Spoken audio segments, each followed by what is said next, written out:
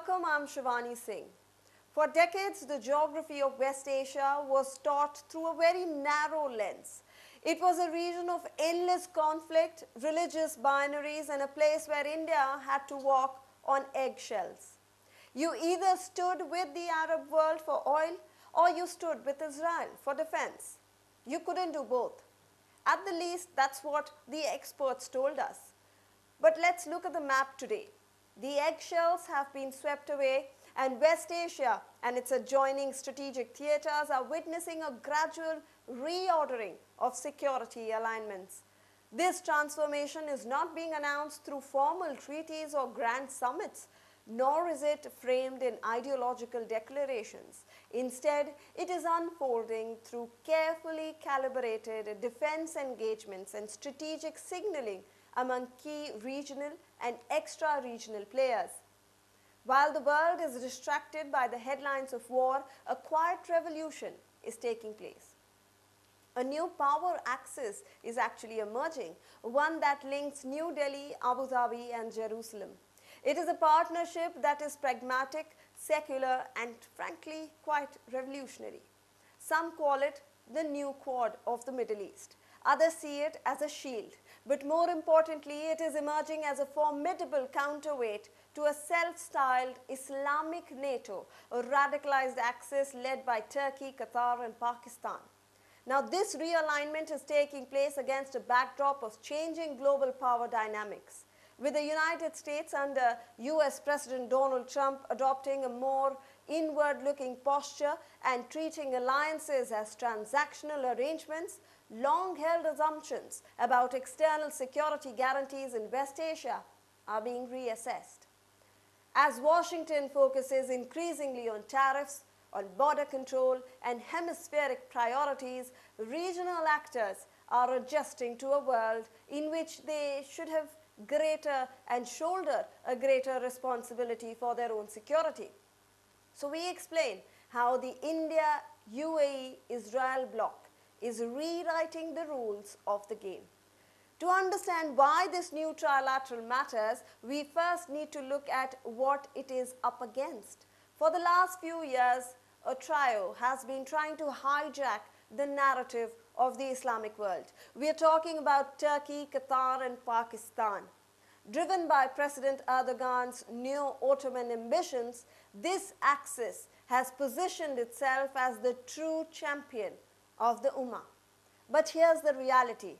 It's less about religion and more about radical geopolitics. Turkey provides the muscle and the NATO membership. Qatar provides the deep pockets and the media machinery like Al Jazeera. And Pakistan? Well, Pakistan provides the nuclear shadow and a desperate willingness to be a client state for anyone who helps them needle India on Kashmir. Now, this mini Islamic NATO has been very vocal. They coordinate at the UN, they spread propaganda against Indian democracy, and they attempt to isolate New Delhi. They thought that they could create a monopoly over West Asian politics. They were wrong. So what broke this monopoly? The answer lies in the year 2020, the Abraham Accords. Before this, an Arab nation openly embracing Israel was a diplomatic no-go. But the UAE, under Sheikh Mohammed bin Zayed, decided that the old animosities were a liability to the future.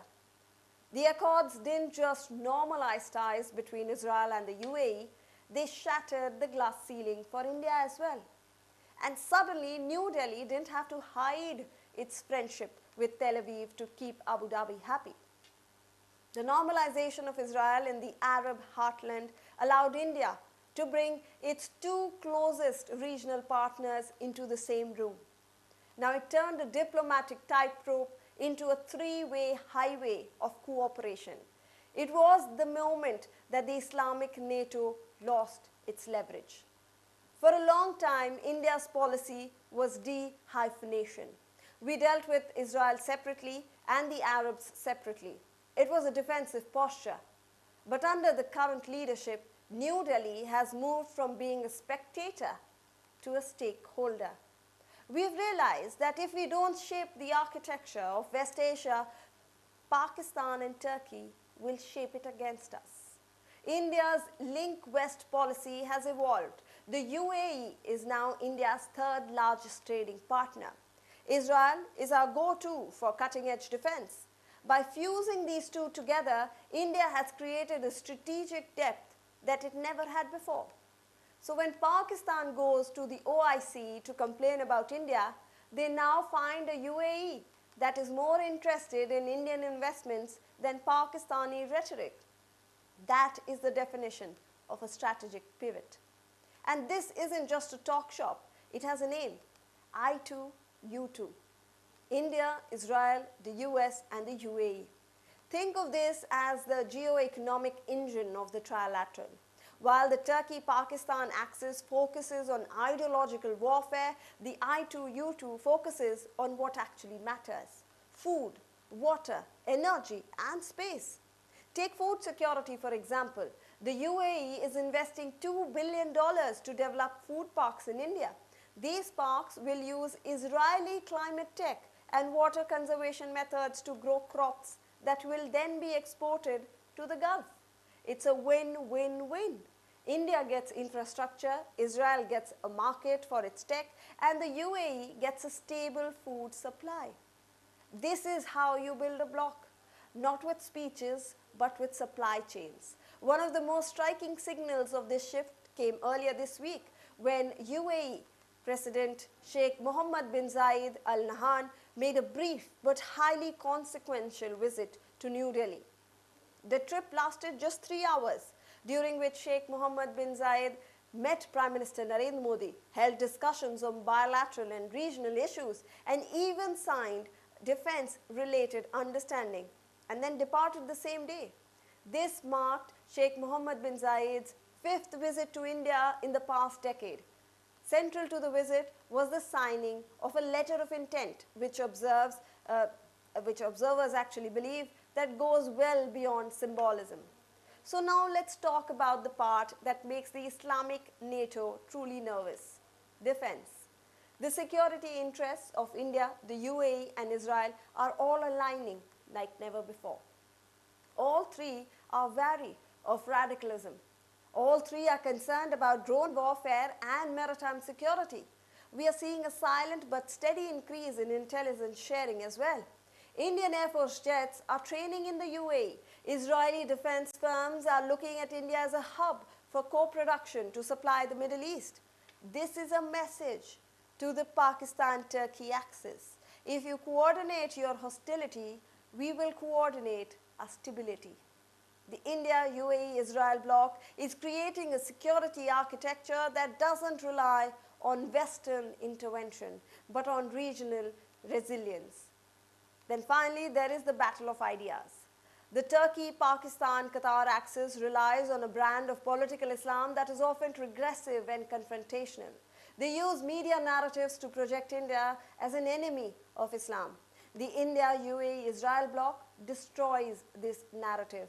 When the UAE, the custodian of some of the most important Islamic sites and a leader in the Arab world, partners with India and Israel, it sends a message to the global Muslim community. Prosperity comes from partnership, not polarization.